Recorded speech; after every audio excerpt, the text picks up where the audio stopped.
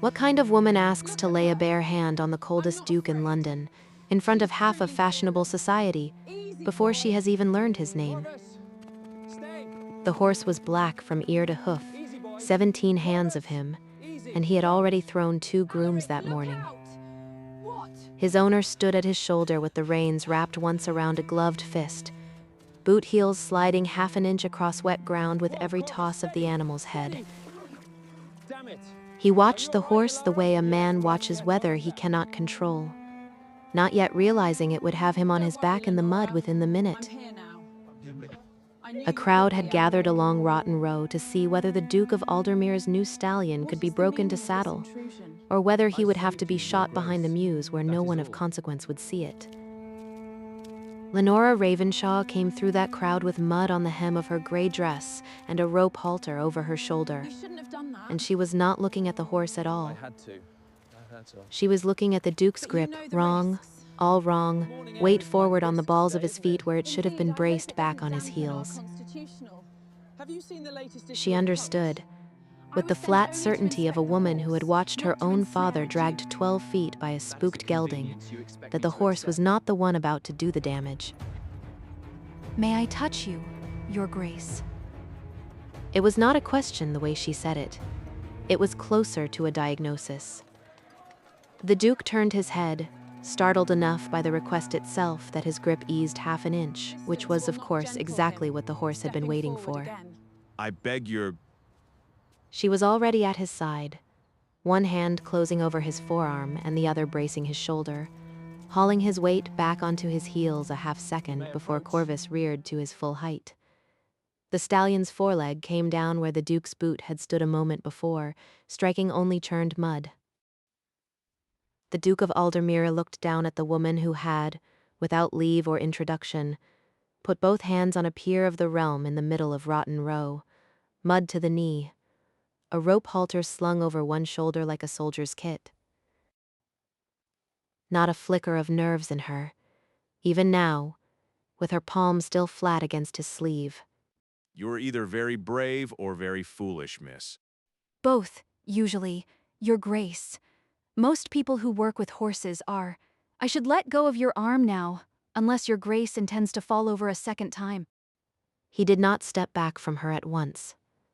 Behind them, the crowd had gone quiet enough to hear the stallion's breath, and every eye on Rotten Row was waiting to see which of them would move first. "I did not come to Rotten Row to catch dukes, Your Grace, whatever it looked like. I was sent by your agent to look at the horse." Then look, from a distance if you please, and no closer than this until he is caught. "Distance will not gentle him. Let me approach." Alaric Fenwick, 9th Duke of Aldermere, had been called many things by the drawing rooms of London that spring, proud, unfeeling, a man who had buried whatever heart he owned somewhere in the Aldermere vaults along with the family plate. He had stopped correcting any of it 2 years ago. It was easier to be cold on purpose than to explain why he had gone cold in the first place. He looked at the woman who had just kept him out of the mud with her bare hands, now asking with the same flat certainty to walk up to a horse that had already put 2 grown men through a fence rail. Mud-hemmed, unescorted, carrying a coil of rope like a tradesman rather than a lady, though her voice carried the vowels of a gentleman's daughter fallen on lean years. He had seen her kind before, the daughters of men who died owing more than they left behind, forced into trades their mothers would have wept to imagine. Lenora's father had built Ravenshaw's yard board by board over 30 years, until a fever took him the previous spring and left his daughter a stable full of horses, a staff of 4 who depended on her wages, and 400 pounds of debt inherited along with the deed. She had spent 11 months learning which moneylenders could be reasoned with and which could not.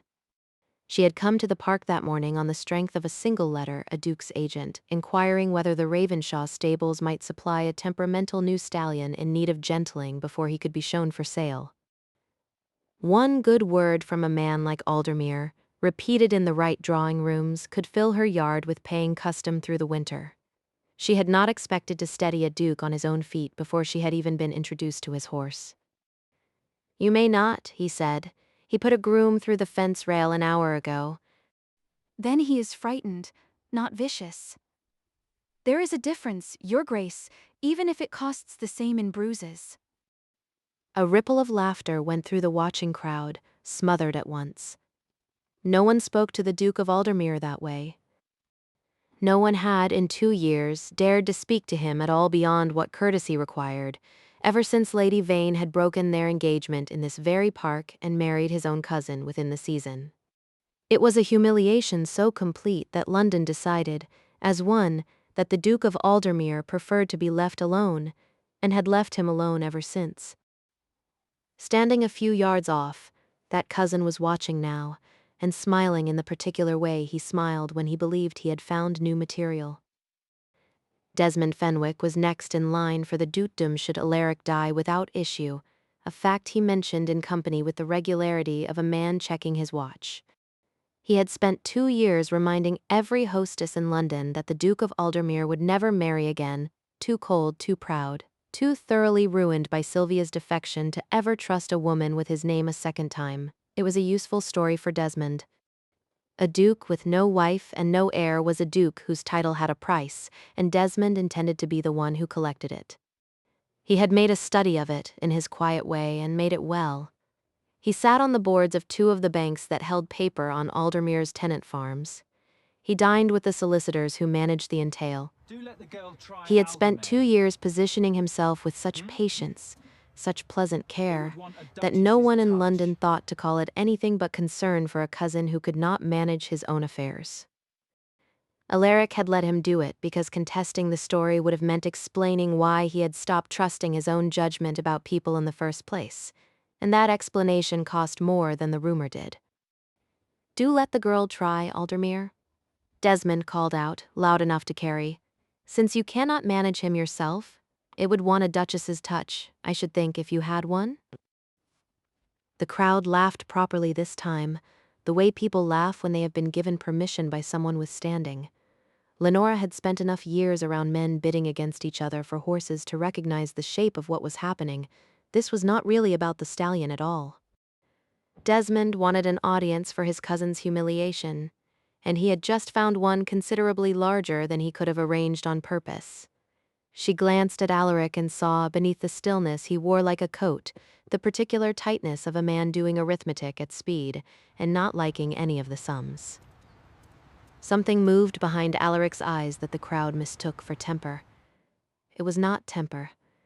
It was calculation arriving all at once, the way a door opens on a room you did not know was there. He looked at Lenora Ravenshaw, at the steadiness in her hands, the absolute lack of fear in a woman who had just offered to put her fingers near a horse's teeth in front of a duke, and he made a decision that had nothing to do with horses at all. You may touch him, miss. Ravenshaw. Lenora Ravenshaw. Miss Ravenshaw, and then you will marry me. The words landed in the middle of Rotten Row like a dropped glass. Somewhere behind them, a lady gasped in the specific register reserved for scandal that would be repeated at dinner for a fortnight. Miss Ravenshaw. Desmond Fenwick's And then you smile will did marry not me. so much fall as freeze, mid-construction, Yes. like a house missing its I roof. will. I beg your pardon. You heard me correctly. I require a wife. You require, I think, considerably more than the fee for gentling a horse. Your hands are chapped from cold work, your hem is let down twice over, and you came here in a hired cart, not your own. I'm offering an arrangement. Nothing more sentimental than that. £400 was the exact sum written in red at the bottom of her father's ledger, the figure she had hoped, at best, to chip away at with one good word from a duke's agent. To hear it offered whole in front of half of London, in exchange for nothing but her name, felt less like rescue than a trap dressed well enough to be mistaken for one. A proposal was not patronage. A proposal was either salvation or the greatest scandal of her life, and she could not, standing in the mud with half of London watching, tell which. You do not know me, Your Grace. No, but I know what I'm doing, which is more than anyone in this park could say of my cousin's schemes or of my own reputation. Come to that. Desmond stepped forward, color rising in his face, already reaching for words to turn this back into the joke he had intended. Lenora looked past the Duke's shoulder at the cousin's expression. Not amusement now, but the particular alarm of a man watching a debt come due early, and understood, with the swiftness of someone raised to read a room for danger, that this offer was not madness. It was a weapon, and she was being asked whether she wished to be the one holding it, or the one it was used against. £400 clears my father's yard. If that is the price of an arrangement, Your Grace, I should like to hear the rest of the terms before I answer in front of an audience. For the first time in 2 years, several members of that watching crowd would later swear. The Duke of Aldermere came within a breath of a smile. Lenora kept her face still, though her mind was moving fast. Her father would have called this madness. Her mother, were she living, would have called it worse. I demand £400. But she thought too of the 4 men and The their terms shall families be who written depended on and wages she could binding. not always guarantee past quarter day, and of a door, however strange its shape, that did not lead straight to ruin, when every other door she had been shown that year had led nowhere else. Desmond's smile had finished collapsing by now, replaced by something sharper and more watchful, and Lenora understood that whatever answer she gave next would be remembered by everyone present for a very long time. Then I accept, Your Grace, provided the terms are written and provided you understand I am marrying a business arrangement, not a duke. That Miss Ravenshaw is the only kind of marriage I currently have use for.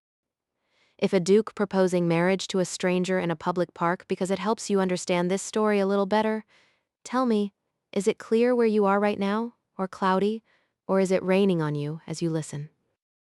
I always find it changes how a scene like this one settles in the mind. The terms, delivered in the privacy of Aldermere House 3 days later, were as unromantic as promised. £400 to clear Ravenshaw's yard outright, in Lenora's own name, protected from any claim of her husband's estate.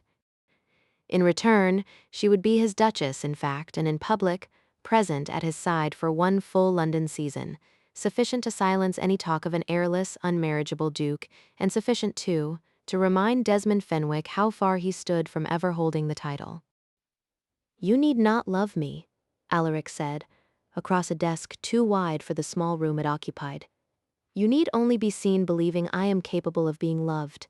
My cousin has built 2 years of influence on the theory that I am not."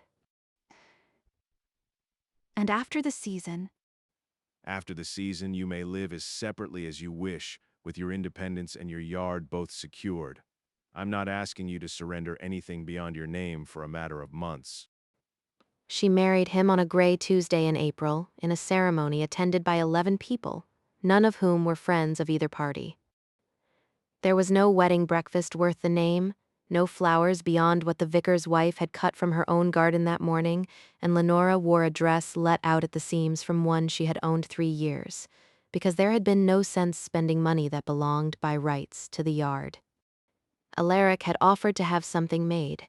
She had refused, and something in his face had eased slightly at the refusal, as though her stubbornness on the point reassured him more than acceptance would have. When he took her hand to place the ring, his fingers were cold, and hers were rough with rope burn from a decade of handling horses. For one unguarded second, before either of them remembered to arrange their faces for the vicar, something passed between their hands that had nothing to do with an arrangement at all. The lawyer's papers were signed that same afternoon in the small study off the Aldermere Library, and it was there Lenora first learned the arrangement carried more weight than £400 and a season's worth of appearances. The Aldermere estate held, among its holdings, breeding rights to bloodstock that ran back 3 generations, rights tied by old covenant to whichever stable supplied and gentled the ducal string. Ravenshaw's yard, unbeknownst to Lenora until that afternoon, had held that covenant since her grandfather's time, a detail buried so deep in old contracts that even her father may not have fully understood its worth. Whoever controlled the Ravenshaw stables, in effect, controlled a piece of the Aldermere fortune that no title alone could touch. Desmond has wanted that covenant broken for 3 years. He has made 3 separate offers to buy your yard outright, through agents who never once mentioned my name. I did not learn of it myself until I read the settlement papers this morning. then this was never only about spite. No, I wish I could tell you it was only spite. It would be a good deal simpler to forgive. Living under Aldermere's roof taught Lenora things no one had troubled to mention during negotiations. that the Duke rose before dawn and walked the stable block himself rather than trust it to grooms, that he read to his late mother's spaniel, now blind and elderly, in a voice entirely unlike the one he used in drawing rooms, that the coldness London prized so highly as gossip was, in his own house, mostly silence, the particular silence of a man who has decided that speaking invites people to leave. In the weeks before that first appearance, the household at Aldermere House settled into a rhythm neither of them had expected. Alaric found Lenora in the stable block most mornings before the staff had risen, and rather than send her back inside as a duchess ought to be sent, he began, without either of them remarking on it, to join her there. She taught him to read the set of a nervous horse's ears the way she had learned it from her father, not from any book, but from years of standing still and watching. He taught her, in turn, the particular quiet required to sit with his mother's old spaniel, now blind and slow, without startling the dog with sudden movement. "You are gentler than London believes," she told him one such morning, watching him settle a blanket over the dog's shoulders with the same care he had used on the stallion. London believes what is convenient to believe. It is rarely troubled by evidence. The performance began properly at the Ashworth Ball in May, their first appearance as husband and wife before society entire. Lenora had never worn silk that fit her, never danced in a room lit by 400 candles, and she stood at the edge of the ballroom feeling every inch the stable girl in borrowed feathers. You look as though you're counting exits. I am counting exits. It is a habit from handling horses that dislike crowded rooms. I promise you I shall dance beautifully in a moment. He offered his arm, not his hand, which she noticed and did not mention. The dance floor at the Ashworth Ball was crowded enough that a waltz required a closeness neither of them had rehearsed, his palm at her waist, her gloved hand at his shoulder. They stood near enough that she could see the exact shade his eyes turned when he was concentrating on not looking as though he minded the nearness at all. Desmond is watching from the doorway. He has been watching for 11 minutes. Then perhaps your grace ought to stop looking as though dancing with his own wife were an ordeal to be endured. He laughed. It was a short sound rusty from disuse, and it startled him nearly as much as it startled her. You should do that more often, your grace. It rather ruins your reputation. I'm beginning to find I mind that a good deal less than I expected to. The dance turned them past a window where the last of the evening light caught her face, and for the length of one more turn about the floor, the arrangement between them looked, to every watching eye in that ballroom, indistinguishable from a marriage. It was in the retiring room afterward that Lenora learned the shape of what had made him cold. Lady Sylvia Vane, now Lady Sylvia Fenwick, was there ahead of her, and did not trouble to lower her voice to the maid arranging her hair. Sylvia said, "Aldermere married a stable girl to spite Desmond, nothing more. He proposed to me in that same park, you know, the week before our wedding was to be read. I imagine he prefers public declarations to private ones. It spares him the trouble of meaning them." The maid, arranging pins, asked in a lowered voice whether her ladyship had truly loved him once, and Sylvia's laugh had an edge to it that even she seemed unable to quite smooth away. Sylvia said, "I loved being asked. There is a difference, and Desmond understood it long before I did. He explained it to me quite patiently, the week he first suggested I might do better than a duke who barely spoke to me across the dinner table. I have never regretted the arrangement. Only, on occasion, the manner of ending the old one." Lenora stood very still in the doorway, unseen, and understood two things in the same breath: that Alaric's coldness had a precise origin, a public humiliation almost identical to the one he had orchestrated against Desmond in Rotten Row, which explained why he had chosen that particular weapon and no other. And that Sylvia's marriage to Desmond had not been the accident of heartbreak London believed it to be. The timing was too exact. A wedding broke in the week before it was to be read, and the bride remarried within the same season to the very cousin who stood to gain most from Alaric's ruin. It had not been chance. It had been arranged, and arranged by someone patient enough to wait 2 years to collect on it. Desmond planned it. Sylvia leaving you was not misfortune. It was strategy, and he has been playing the same game against you for years, not months. Alaric's face, when she told him that night, went through several expressions before it settled on something she had not yet seen him wear. Not anger, but the flat, exhausted stillness of a man confirming a suspicion he had refused, out of pride to examine closely enough to prove. I knew Desmond introduced them. I did not let myself ask why he was so eager to. Because knowing would have meant admitting the wound was not simply misfortune. It would have meant admitting someone chose to hurt you on purpose and is still choosing it. He did not answer for a long moment. When he did, his voice had none of its usual careful distance in it. You ask questions no one else has troubled to ask in 2 years, Lenora, even the ones that cost me something to answer. Desmond Fenwick did not wait to learn how much his cousin's new wife had discovered. 2 nights after the Ashworth ball, a stable hand pounded on the Aldermere house door near midnight, with the news that Ravenshaw's yard was burning. Did you hear that? Yes, I did. Hold on, we're almost there. Lenora was in the carriage before Alaric had finished ordering it brought round, and he climbed in beside her without being asked, because there had never really been a question of whether he would come. The yard, when they reached it, was already half consumed, orange light climbing the old timber of the stable block her father had raised board by board, smoke rolling low across the cobbles where 6 horses screamed against the smell of fire they could not yet see. Neighbors had formed a ragged line with buckets from the pump, throwing water at flames that swallowed each bucketful without visibly shrinking, and somewhere above the roar of it, Lenora could hear a boy's voice, coughing, calling a name that was not hers. A boy who worked the yard for wages, Tam, had gone in after the last 2 horses and not come out. Corvus is in the end stall. He panics at smoke. He will kick the door through before he lets anyone lead him. She was already moving before she finished the sentence, tying a wet cloth over her mouth with hands that did not shake, and Alaric caught her arm only long enough to say one thing. Then we go together. I know that horse's temper better than any groom in London. They went in through smoke thick enough to taste, past 2 horses already being led clear by neighbors who had come running at the sound of the fire bell, into a heat that pressed like a hand against the chest.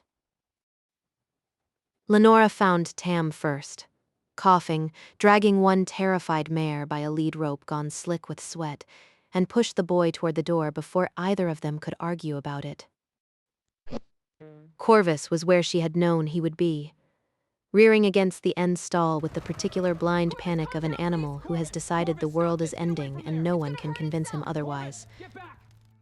His hooves had already splintered one plank of the stall door, and each strike sent a fresh shower of sparks down from the burning rafter overhead. Alaric went to the horse's head with his bare hands and his own coat thrown over the animal's eyes, speaking low and even through smoke that had them both coughing, close enough to the stallion's teeth that a single flinch could have cost him the use of his hand for a lifetime. Lenora had never seen a man stand so still beside so much danger, and she understood, watching him, why he had waited 2 years to trust anyone else with the truth of himself. Trust, once broken badly enough, has to be relearned the same slow way a frightened horse learns it, one held breath at a time. The rafter above them groaned, shifted, and dropped a length of burning timber not 4 feet from where Lenora stood. She threw herself sideways into the straw rather than risk a scream that might startle the horse further, scrambling up with her heart hammering and her sleeve smoking faintly at the cuff where an ember had caught it. Now, Lenora, the gate.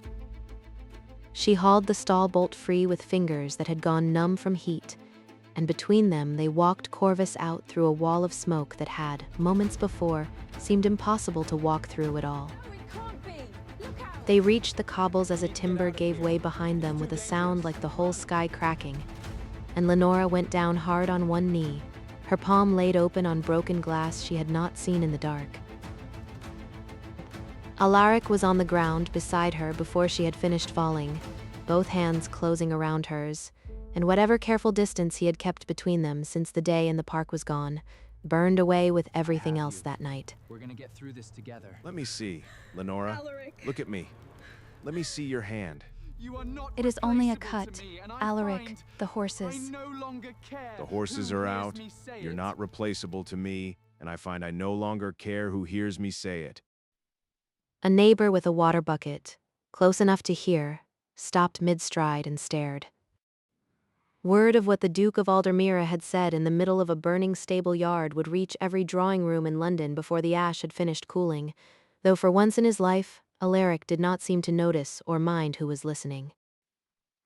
It was not the declaration of a man protecting an arrangement. It was the declaration of a man who had spent 2 years insisting he felt nothing, discovering all at once, in the worst possible light, exactly how much he had been lying to the whole of London and most of all to himself.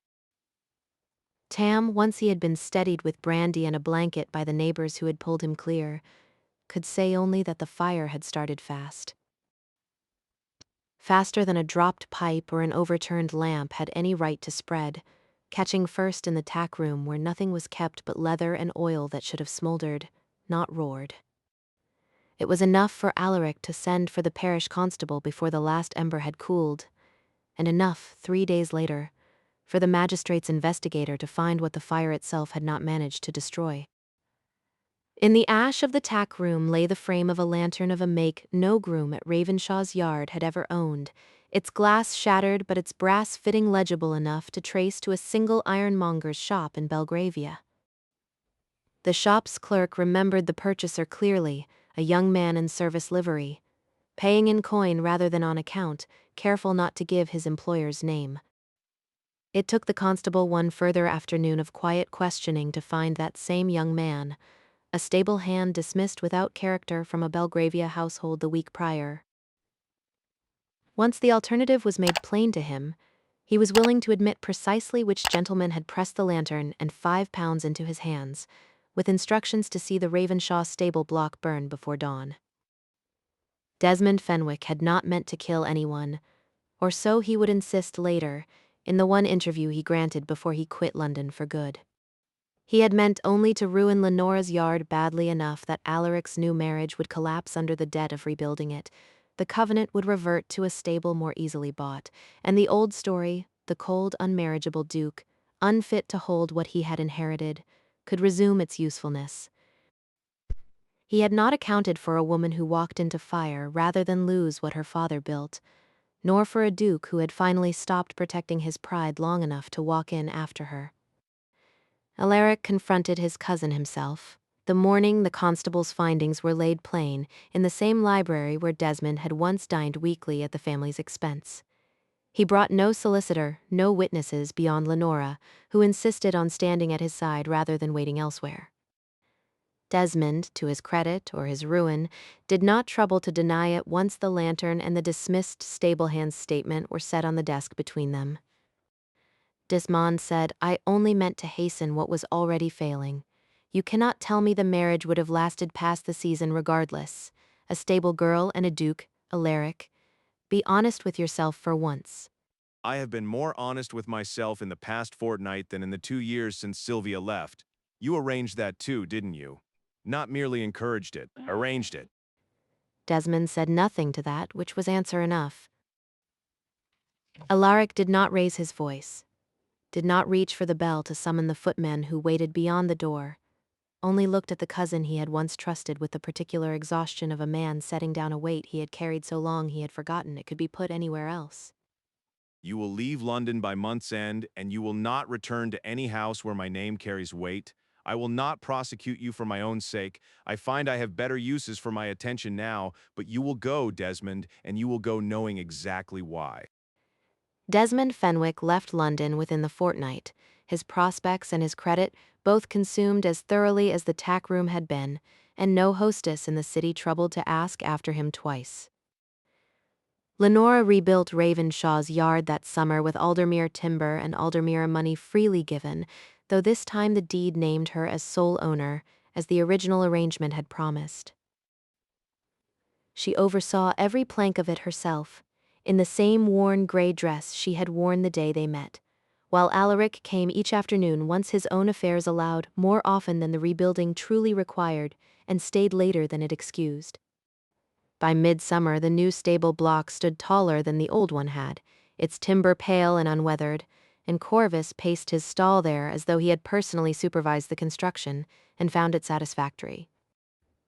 It was there, in the half-finished yard smelling of new-cut wood rather than smoke, that Alaric found her one evening in June, still in her working dress, still with rope-burned hands just as she had been the day he first saw her. The season, technically, had ended a fortnight before. The arrangement, by the letter of the papers they had signed in April, no longer required either of them to remain. He had come, he told her, meaning only to ask whether the new stalls suited her, and had found himself, on arriving, unable to remember a single word of the sensible speech he had rehearsed on the drive over. She set down the planks she had been fitting and waited, because she had learned by now that the Duke of Aldermere, when something mattered to him, needed rather more silence than most men to find his way to saying it. I have spent 2 years being told I was incapable of this. I find I would like to hear it from you instead, since your opinion is the only one I have ever entirely trusted. Incapable of what? Your Grace? Of asking a question and meaning it. This time, may I stay, Lenora? Not as an arrangement, as your husband, in every sense the word was ever meant to carry. She thought of the first time he had spoken to her, cold and precise across a frightened horse's shoulder, and of every careful distance he had let fall since. The laugh he had not meant to give her, the hands that had not once let go of hers since the fire, the quiet mornings in the stable block that had taught them both more about each other than any ballroom ever could. She thought, too, of Corvus, still and gentled at last in his new stall a few yards off, proof that even the worriest creature could learn, given patience in the right hands, that not every touch was meant to harm. You may. He kissed her then, in the unfinished yard, with sawdust underfoot and rope-burned hands still linked between them, and neither of them troubled to arrange their faces for anyone who might be watching. For the first time since the morning she had asked to touch him in front of half of London, there was no audience left to perform for only the two of them, and a stable her father had built, standing whole again in the June light. There is a particular kind of London story that begins as one thing and becomes another thing altogether, a bargain that turns, without either party quite noticing the moment it happened, into the truest thing either of them has ever signed their name to. I think of the Ravenshaw stable yard now whenever I pass a fine carriage and a plain one standing together outside the same house, and wonder how many arrangements in this world began that way, with someone brave enough to ask a cold stranger a question no one else would risk. I knew a woman once who told me a story rather like this one, Margaret.